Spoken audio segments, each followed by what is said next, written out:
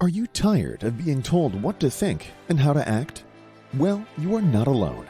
In case you haven't realized it, you have an internal GPS. It knows all you need to know about how to live your life.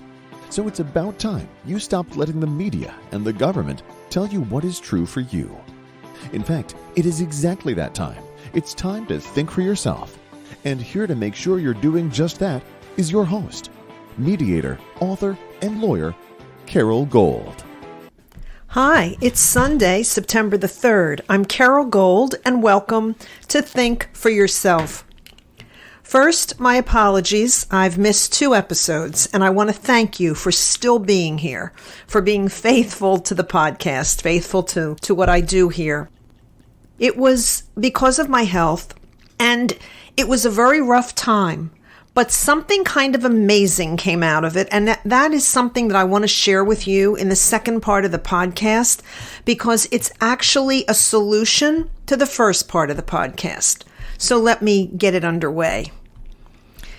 There's an expression that goes something like this: just because you're paranoid doesn't mean they're not after you. Of course, you understand what that means. It means that you may be paranoid. You may live in a constant state of fear of bad things happening to you. But just because you live in that state of imaginary things happening to you doesn't mean that something isn't actually happening to you in a given situation. I reference it because in many ways I think that's where we're living right now. You know, you're not crazy. You are under attack. But the reason you haven't recognized how under attack you are is because you didn't recognize the weapons that have been used. And the reason you didn't recognize them is because they're stealth weapons, and they've been deployed very slowly over time. What does it mean to have weaponized so many aspects of our culture and our government? Well, let's look at government agencies. The IRS, the FBI, the DOJ. If you remember Lois Lerner, who was the head of the IRS, or high up in the IRS, I forget what her position was, she was found to have used the IRS auditing procedures to harass conservative organizations. Only conservative organizations, because she was part of the Obama administration and politically left. Anyone who's conscious today knows what's going on with the FBI and the DOJ. Parents at school board meetings that are being treated and targeted as terrorists. Warrants issued without cause, basically, and using to raid pro-lifer homes. Or the language that we use. Man, woman. They don't have any meaning anymore. The language that we're using. It has lost meaning in so many ways. It's been hijacked. What's a man? What's a woman? We had a Supreme Court nominee, now justice, who said she couldn't define what a woman was. She went to college. She went to law school. She is in fact a woman, a female, based on her DNA, but she couldn't define what it was. Equity has been used to replace the concept of equality, where equality is one of the founding principles of this country. Equity is very different. Equity means equal outcome, and equality means equal opportunity on the front end, but it doesn't guarantee anything about the outcome because that depends on so many factors, one of which is how much effort and time and energy you put into something that you want to accomplish. Global warming, well, they wore that out, so they called it climate change. And now, because we've had a hot summer across the country and the El Nino effect is raging across the country, now they're sort of interchanging once again, global warming and climate change. If we look at race, race has become something you should be ashamed of if you're white and victimized if you're black or of any other color. You're either a perpetrator or you're a victim. That's what has been done to race. That's how race is weaponized. just like language has been weaponized, just like the government has been weaponized. Silicon Valley and social media. It's been weaponized because if you say something that those in power don't like, you get canceled, or you get fired, or you get silenced. And it's done specifically to keep you silent, to keep us from sharing in what is called the marketplace of ideas, keeping us from being able to communicate with one another about what we really feel, and being able to exchange differences so that we can perhaps better arrive at what might be the closest thing to the truth. No, you're not allowed to do that now. You have to toe the party line. Schools and college curriculum have been weaponized. The 1619 Project, which rewrites history. It's not to say we didn't have slavery in this country, and it's not to say that it wasn't shameful, but it is to say that you can't go back and rewrite history and say the nation began in 1619, and here's why. Leftist professors in universities. I've addressed this before, even back when I was in college. And as I mentioned many times, I went to a Catholic university and I was a sociology major. It was always coming from a political left perspective. And all of our colleges and all of the curriculums, pretty much with a few exceptions, have been tailored and deliberately tailored to promote a leftist agenda. Healthcare was weaponized. COVID was weaponized, not the virus itself. How it was handled, how we were treated, how we were restricted, both physically and in terms of our choice. You weren't allowed to use hydroxychloroquine. You weren't allowed to use ivermectin, even though the science, as they like to say, indicated there was reason to do that and benefit to do that. It was weaponized. If you were sick early on in COVID, you went into a hospital, they put you on a ventilator, the worst thing you could do, and those people died.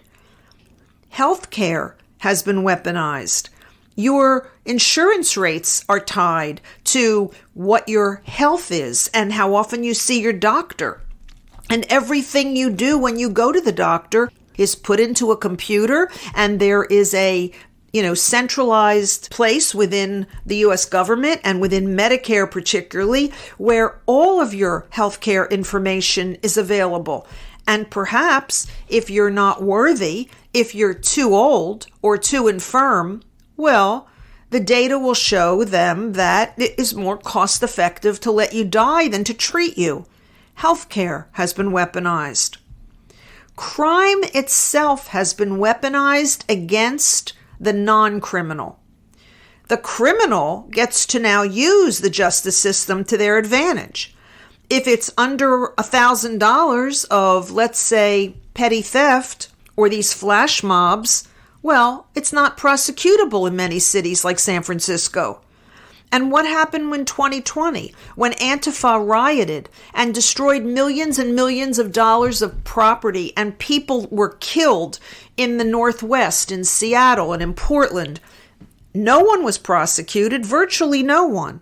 But we have a riot also on September 6th, and that's turned into an insurrection, even though it doesn't fit the definition, and thousands of people are being arrested, have been arrested, will continue to be arrested. The latest number is close to 3,000 they believe that the FBI is looking for and Homeland Security is looking for connected to the riot on January 6th. Energy has been weaponized. They're shutting us down. They shut down the pipeline. They weaponized it by saying now you can't use gas stoves or they're going to phase them out, as they are in New York. You can't make pizza with a wood-fired oven, as they are in New York. Energy is being weaponized. Brownouts will come to blackouts because they deliberately want to get us off of fossil fuels, which is a whole other podcast, but nonetheless, energy has been weaponized, making us dependent on whatever it is they want to allow us to have, they being the government. And every crisis has been weaponized. George Floyd, COVID, January 6th, Lahaina in Hawaii, everything has been weaponized. And now we're at COVID again, rearing its head so they can weaponize once again how they restrict us, how they limit us, how they control us. They, again, being the government and the powers that be. And of course, Trump, you have to be deaf, dumb, and blind not to know what's being done to him in terms of weaponizing the court system, the federal government, to make sure that he can't run again. Whether you're for Trump or not, you ought to be for your right to choose who you want to choose when they are the candidate. And he clearly would be the Republican nominee, but for what is happening. He may still be, but they're going to certainly, once they have a conviction on any one of these crimes, weaponize the system and say under the 14th Amendment, as a felon, convicted felon, he can't serve. Again, weaponizing the justice system, weaponizing the political system, weaponizing the Constitution. So why do I say that the second half of this podcast is actually a remedy for the first half? Well, it's because the first half is overwhelming, right? When we think about all these things that have happened and continue to happen that are restraints and constraints on how we live our lives, where it's become oppressive, both in terms of stress, but also in terms of freedom, in terms of liberty. It's exhausting. And it's anxiety producing. And so I want to share with you something that happened to me in the last couple of weeks because I think it's highly instructive and highly helpful to all of us. I was not feeling well. I wound up in the emergency room. I then wound up in the hospital briefly overnight. And when I came out, I still wasn't well. And there were several possibilities for what it could be. And so this past week, just a few days ago, I had to get an MRI. But I had to get two MRIs, one of my lumbar spine and one of my thoracic, the higher part of your spine. I don't know if you've ever had an MRI. I've had them before. But the machine is huge and loud. You're in a tunnel, so it's kind of like being buried alive in a crypt. Some of those tunnels are smaller than others, and they slide the table, which you're on, automatically into the tunnel. So for the time that you're in the MRI, you cannot move. And even if you wanted to, there's nowhere to go because the top of the tunnel that you're in is probably 2 to 3 inches from your nose and something similar to your arms and the sides of your body. It's very much like being buried alive. So I had to get 2 MRIs back to back. And I asked the technician, how long will both of them take? And she said, probably 55 minutes to an hour. And I couldn't believe the answer because the thought of being in that machine for an hour, even though I'm not claustrophobic, it's just really hard to lay that still and be in that confined place for such a long period of time. Adding to it the sound of the machine. Magnetic resonance imaging machines are very loud. And not only are they loud in noise, there is a pounding that occurs in the machine itself as it's doing what it does to take your image. And that pounding goes through your body. You feel it as if someone's hammering on you. And it doesn't stop for the 55 minutes. It's like a boom, boom, boom, boom, boom. And a bang, bang, bang, bang, bang into your body. It's very loud. It's very difficult to tolerate. I had to do it for 55 minutes straight. So as she moved the table into the tunnel, I thought to myself, how am I going to do this?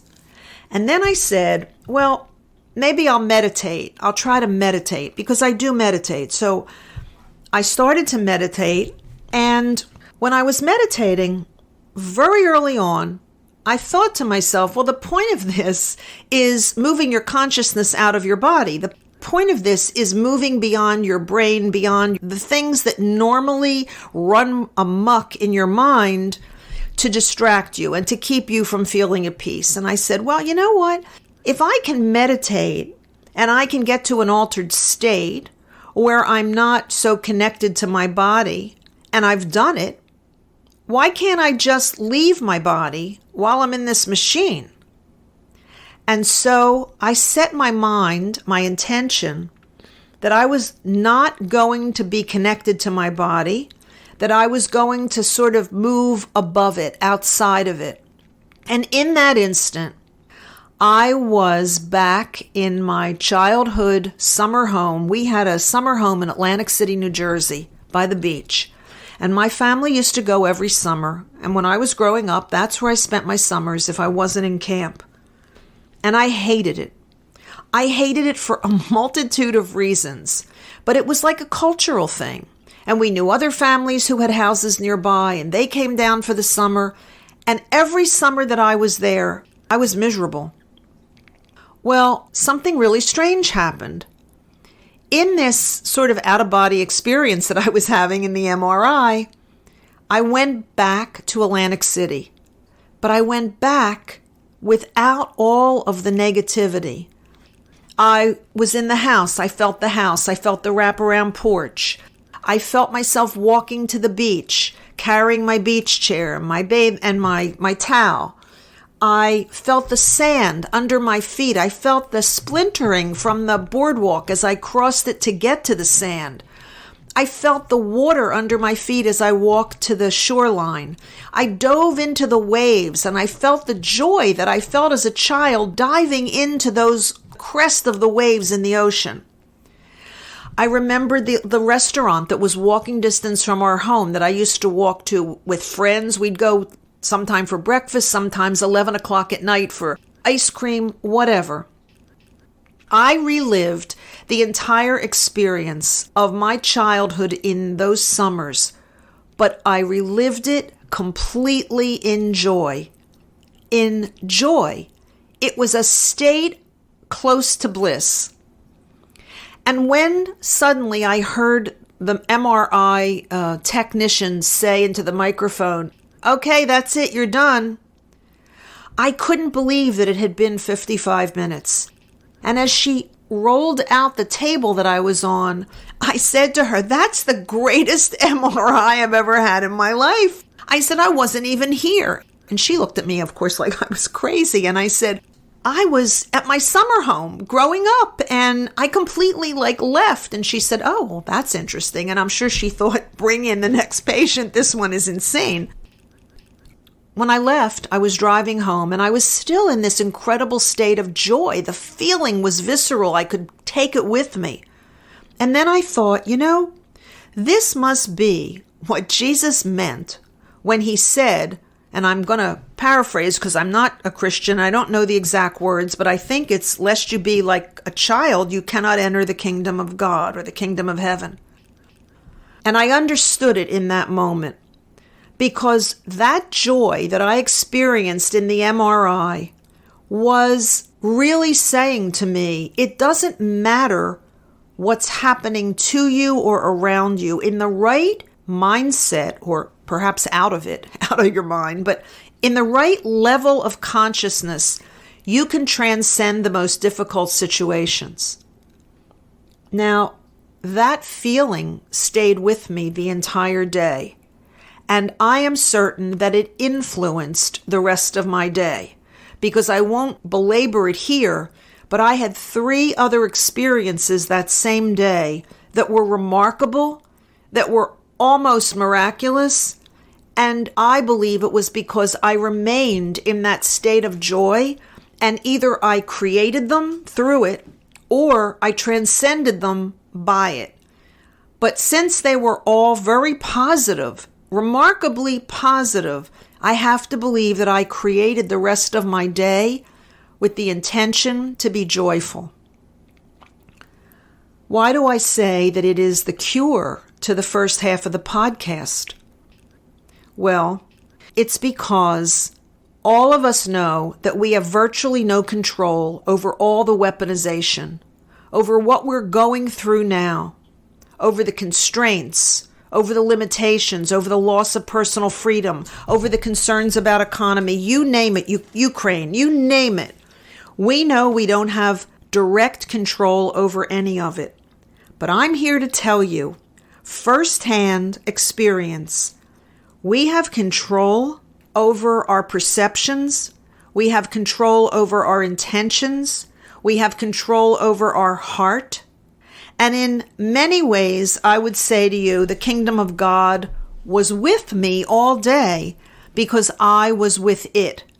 I refused, or I simply stopped being in the fear, feeling like the victim. I wasn't someone trapped in a horrible machine for a medical test that I had no control over, that was going to be irritating, physically uncomfortable, longer than I thought I could. I wasn't there. I was at the beach, diving into the waves, buying cherry ice pops from the guy on the beach who used to walk with the iced pack on his back, selling ice cream to the kids. We can do it. You can get through what we're going through now. The wheel turns.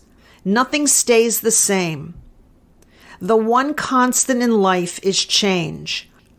What we're going through now is a transition. If you feel that you cannot affect any of it, then draw your energies within and know that you can affect your life, the quality of your life, the comfort of your life, the peace of mind that you're seeking is within you. Just be determined to not get sucked in to all the fear-based stress that is being weaponized against us. Don't play their game. Don't enter their war. Don't walk on to their game board. Be of a different mindset. Be of a different reality, and by so doing, we will create a different outcome.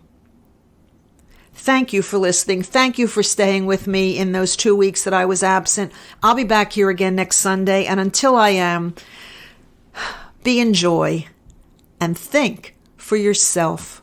Carol thanks you for spending your valuable time with her. It is her mission to empower you to remember how smart and capable you are. Be sure to check out Carol's website, carolgold.com. That's Carol with an E, gold.com. Please leave a review and subscribe here so you'll be alerted to Carol's next podcast. Until then, above all else, remember, it's time to think for yourself.